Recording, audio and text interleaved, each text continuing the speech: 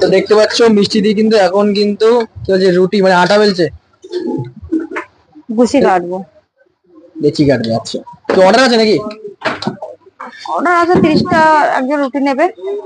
শুধু রুটি নাকি অন্য কিছু সাথে যাবে? আমার বডি অর্ডার দিয়েছে 30টা রুটি। সাবাস। 30টা কি নিজে একাই খাবে বাড়িতে? একা রুটি 30টা খাওয়া যায়? বলে না, খেতে তো পারে না, খাওয়া যায়। পারে আমার খেতে। বরটা অসুস্থ হয়ে যাবে, লাস্টে আমি নিয়ে দৌড়বো নাকি? এই বাহ। অর্ডার দিয়েছে মানে বুঝতে হবে, বন্ধু বান্ধবরা মিলে খাবে, সবাই মিলে। আচ্ছা, বুঝলাম। বুঝলে? বুঝেছি। 10-12 কিলো তো যায়। 10-12 কিলো প্রতিদিন, তাই তো? আচ্ছা আচ্ছা।